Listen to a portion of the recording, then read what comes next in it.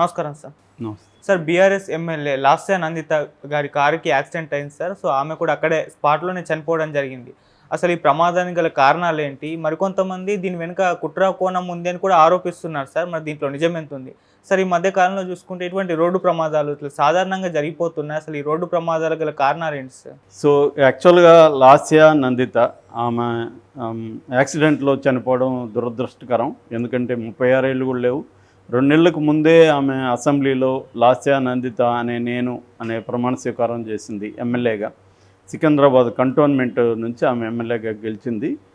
మనకు తెలుసు అక్కడ గద్దర్ కూతురు వెన్నెల కూడా కాంగ్రెస్ తరఫున కంటెస్ట్ చేసి ఓడిపోయింది.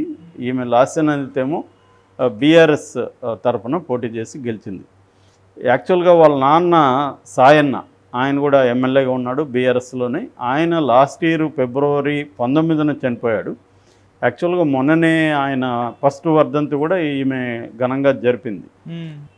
అదొకటి. రెండవ కోఇన్సిడెన్స్ ఏంటంటే 10 రోజులు కూడా 10-12 రోజులు కూడా కాలేదు, నల్గొండ సభ నుంచి వస్తూ కేసీఆర్ సభ నుంచి వస్తూ నార్కట్పల్లి దగ్గర ఈ వెహికల్ యాక్సిడెంట్కి గురైంది.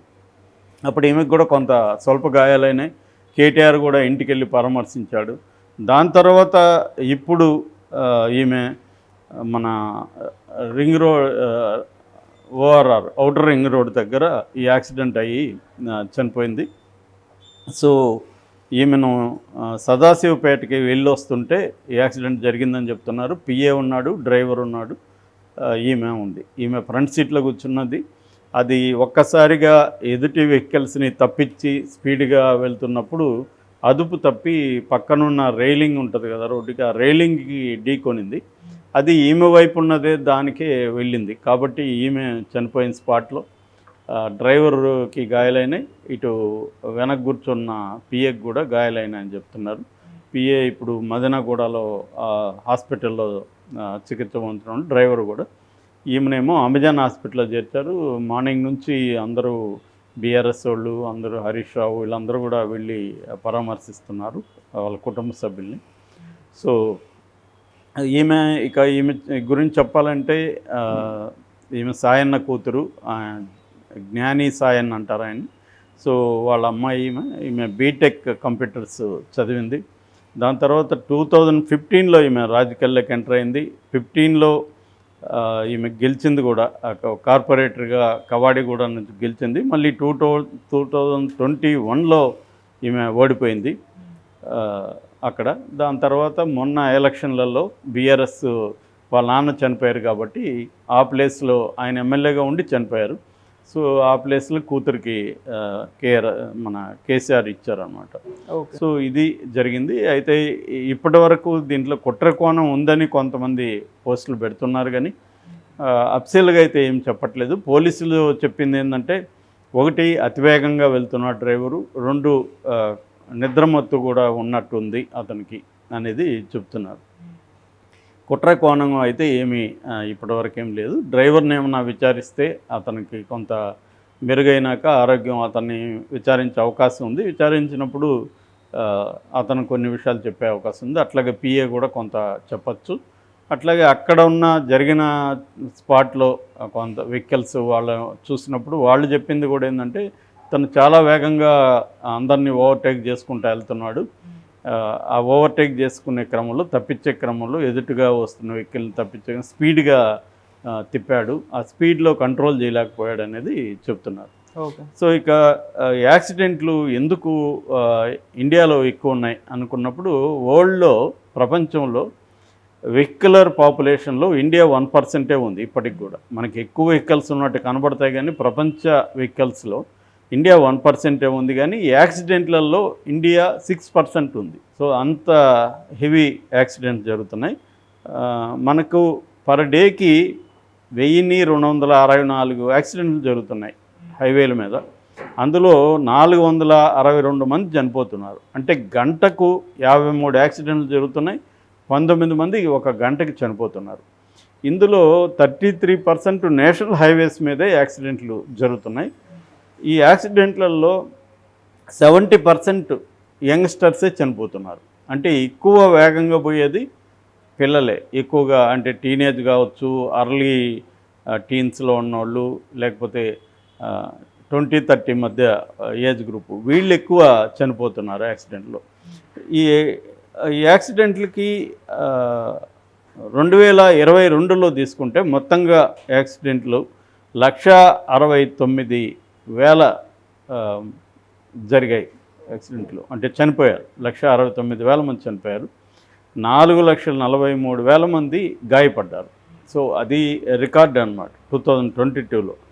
ఇక యాక్సిడెంట్లకు ప్రధాన కారణం చూసుకుంటే డ్రైవర్ రిలేటెడ్ యాక్సిడెంట్ కొన్ని ఉంటాయి. డ్రైవర్ రిలేటెడ్ వచ్చి ఓవర్ స్పీడ్గా వెళ్ళడం, తర్వాత డ్రంక్ అండ్ డ్రైవింగ్. చాలామంది ఎంతగా పట్టుకుంటున్నా కూడా లైట్గా వేసుకొని వెళ్తూ ఉండడం, మధ్యలో మనకి హైవేల దగ్గరంతా కూడా పక్కనే అందుబాటులో, అప్పటికీ హైవేలకి 500 మీటర్స్ దూరం ఇట్లాంటివో కండిషన్స్ ఉన్నాయి, కానీ ఏమైనా దొరుకుతుంది.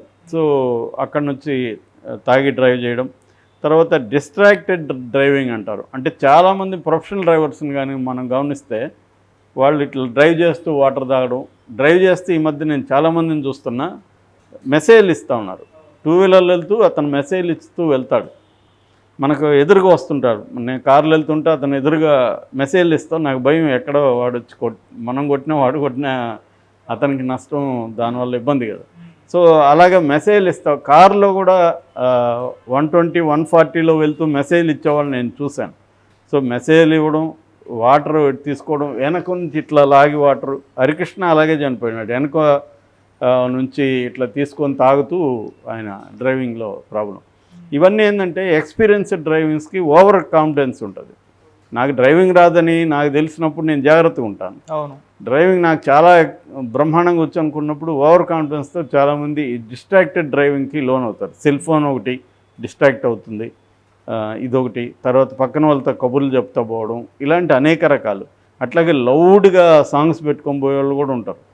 దానివల్ల బయట ఎవడన్నా హార్న్ ఇచ్చినా ఏమి వీడికి వినబడదు. సో ఇలాంటి కారణాలు ఉన్నాయి. రెండోది ఫ్యాటిగ్, అలసిపోయి ఉంటాము, నిద్ర మొత్తం ఉంటుంది, నైట్ సరిగా నిద్ర ఉండదు. అటువంటప్పుడు మనం జాగ్రత్తగా తక్కువ స్పీడ్లో వెళ్ళడం చేయాలి. ఎందుకంటే మన మోటార్ స్కిల్స్ డౌన్ అవుతాయి. తర్వాత రెక్లెస్గా, ఈ యూతే రెక్లెస్గా డ్రైవ్ చేస్తారు. వాళ్ళకి అదొక థ్రిల్ అనమాట. ఎంత రెక్లెస్గా ఎదుటోడిని భయపెట్టడం, దగ్గరగా వచ్చి తిప్పడం. అంటే వాళ్ళకి ఎదుటోళ్ళని భయపెట్టడం ద్వారా వాడికి ఒక థ్రిల్ వస్తుంది, ఒక సాడిస్టిక్ ప్లెజర్ వస్తుంది. తర్వాత lack of traffic knowledge. BBC వాళ్ళు లాంగ్ బ్యాకే ఒక డాక్యుమెంటరీ తీశారు, ఇండియా ఆన్ 4 వీల్స్ అని. మనకి గోల్డెన్ క్వాడ్రిలేటరల్ నేషనల్ హైవే ఉంది, 30 సిటీస్ కింద వెళ్తుంది. ఇది మొత్తం 13 రాష్ట్రాల్లో. ఈ దాదాపు 2,000 కిలోమీటర్లు ఎంతో ఉంది. ఈ 2,000 కదా, 6,000 కిలోమీటర్లు ఉంది. ఈ క్వాడ్రిలేటరల్ నేషనల్ హైవేలో వాళ్ళు ఢిల్లీ నుంచి 2 వెహికల్స్లో బయలుదేరి చెన్నైలో కలవాలి. ఒకరు ఒక రూట్ ఎంచుకున్నారు, ఇంకొకరు ఒక రూటు, ఒకరు బొలెరో, ఒకరు అంబాసిడర్. దాన్ని డాక్యుమెంటరీ చేశారు, 12 రోజులు మొత్తం ట్రిప్పు. అందులో వాళ్ళు షాకింగ్ విషయాలు చెప్పిందంటే ఇండియన్స్కి అసలు ట్రాఫిక్ సెన్సే లేదు అని చెప్పారు. అందుకని హైవేల్లో, నేషనల్ హైవే కదా, నేషనల్ హైవేలో పాటించాల్సిన ఎవడు రూల్స్, పోయేవాడు డ్రైవ్ చేసేవాడు చేయడు, అక్కడున్న విలేజర్స్ అస్సలు చేయరు. ఆ మధ్య మన హరికృష్ణ కొడుకు జానకిరామ్ చనిపోవడానికి కారణం అలాంటి విలేజర్ ఒక అతను ట్రాక్టర్తో సడన్గా రావడమే, సడన్గా తిప్పడంతో ఇతను వేగంగా వెళ్తున్నాడు 140, 150లో. ఆ వేగంతో ఇతను ఊహించడుగా సడన్గా ఒకడు వస్తాడని. సో ఇటువంటి ప్రాబ్లమ్స్ ఉన్నాయన్నమాట నేషనల్ హైవేస్. అంటే బర్రెలు వచ్చేయడం, అక్కడ మధ్యలో వాళ్ళు గడ్డి కోస్తుంటారు, పూలు కోస్తుంటారు, దిగుతారు. తర్వాత వాళ్ళకి దూరానికి సంబంధించిన పాత అంచనా ఉంటుంది ఆ విలేజెస్కి. ఇక్కడ నేను విన్నాను, ఒక విలేజ్లో హైదరాబాద్ దగ్గరలో ఒకే విలేజ్లో 30 మంది పైన చనిపోయారు. ఎందుకంటే వాడు ఎక్కడో వస్తూ ఉంది కదా, మనకేమిటి, మనం వెళ్ళిపోవచ్చు అనుకుంటాడు. ఆ వేగం ఇతనికి అర్థం కాదు. సో ఇతనికి డిస్టెన్స్గా అనిపిస్తుంది. ఇలాగా చనిపోతున్నారు. ఇక వెహికల్స్ పరమైన రీజన్స్ ఉంటాయి. పూర్ వెహికల్స్ ఉంటుంది, తర్వాత దాని మెయింటెనెన్స్ ప్రాబ్లం ఉంటుంది. అలాంటి వాటి వల్ల కూడా యాక్సిడెంట్ జరుగుతున్నాయి. ఇక రోడ్డు రిలేటెడ్, రోడ్డు ఇన్ఫ్రాస్ట్రక్చర్ సరిగా లేకపోవడం, బ్లాక్ స్పాట్స్ ఉంటాయి, వాటిని కవర్ చేయరు. సో ఎక్కడ ఈ వేగంలో నీకు ఎక్కడ బ్లాక్ స్పాట్ ఉందనే విషయం నువ్వు అంచనా వేయలేవు. రోడ్లో సడన్గా బ్లాక్ స్పాట్ ఉంటుంది, ఆ రోడ్డు డ్యామేజ్ అయి ఉంటుంది.